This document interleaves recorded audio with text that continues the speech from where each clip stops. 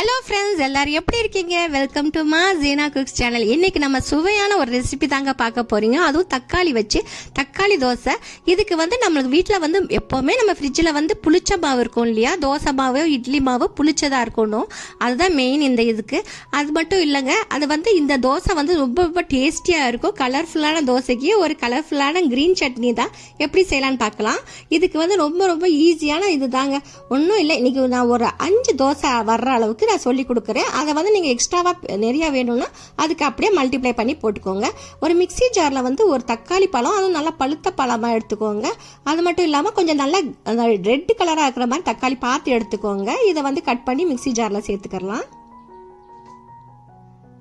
இது மாதிரி கொஞ்சம் டிஃப்ரெண்ட்டாக செஞ்சு கொடுத்தா வீட்டில் உள்ளவங்க எல்லாம் கொஞ்சம் விரும்பி சாப்பிடுவாங்க இல்லையா? அதனால தான்.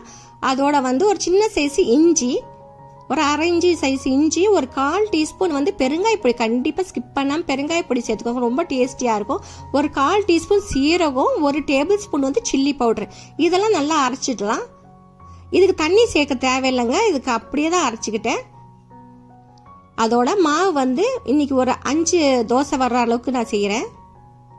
இந்த பவுலில் ஊற்றிக்கிறலாம். அதோட இப்போ நம்ம இட்லி மாவில் எப்போவுமே உப்பு இருக்கும். அப்படி உப்பு இல்லைன்னா இந்த ஸ்டேஜில் பார்த்து சேர்த்துக்கோங்க. அதோட அரைச்ச பேஸ்ட் இருக்கு இல்லையா, அதையும் இதோட சேர்த்துக்கலாம். இதில் நான் தண்ணி எதுவுமே கலக்கலை. அப்புறம் தண்ணி கலந்தோம்னா தோசை ஊற்றுறது கஷ்டமாக போயிடும். அப்புறம் அதுக்கு தேவையானதுக்கு அப்புறம் ரவை போடணும், அரிசி மாவுலாம் போடணும்னு வரும். அதனால இதெல்லாம் தண்ணி ஊற்றாமல் அப்படியே மாவு நான் சேர்த்துக்கிட்டேன். இப்போ இதுக்கு ஒரு க்ரீன் சட்னி ரெடி பண்ணிக்கிறலாங்க. இதுக்கு ஒரு 3 பத்து தேங்காய், அதோட 2 பச்சை மிளகா, ஒரு சின்ன சைஸ் இஞ்சி, அதோட ஒரு கால் கப்பு கொத்தமல்லி, நல்லா ஃப்ரெஷ்ஷான கொத்தமல்லியாக சேர்த்துக்கோங்க. அதே மாதிரி 1/4 கப்பு புதினா இலைங்க, ஒரு 3 டேபிள் ஸ்பூன் உடச்சக்கடலை, பொட்டுக்கடலை இருக்கும் இல்லையா, அதை அரைச்சிக்கலாம். கொஞ்சம் தண்ணி ஊற்றி அரைச்சிக்கோங்க. இப்போ இதையும் நல்லா ஒரு பவுலில் போட்டுட்டு இதுக்கு தேவையான அளவுக்கு உப்பையும் கலந்துக்கலாம். இது மாதிரி நம்ம ரெட் கலர் தோசைக்கு கிரீன் கலர் சட்னி வச்சு கொடுத்தீங்கன்னா வித்தியாசமாக இருக்கும். கண்டிப்பாக சாப்பிடாத குழந்தைங்க கூட கண்டிப்பாக சாப்பிடுவாங்க, பெரியவங்க வரைக்கும்.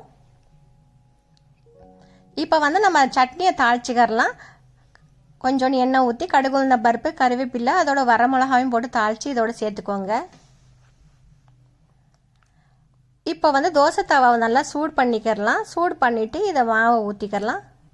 நல்லா அழகாக தோசை வருங்க, நல்லா சூப்பராக முருகலாகவே வரும். இதுக்கு அதோட கொஞ்சம் எண்ணெய் மேலே பார்த்து ஊற்றிக்கோங்க. நல்லா எண்ணெய் ஊற்றிட்டு நல்லா கிறிஸ்பியாக வந்துடும் இந்த தோசை.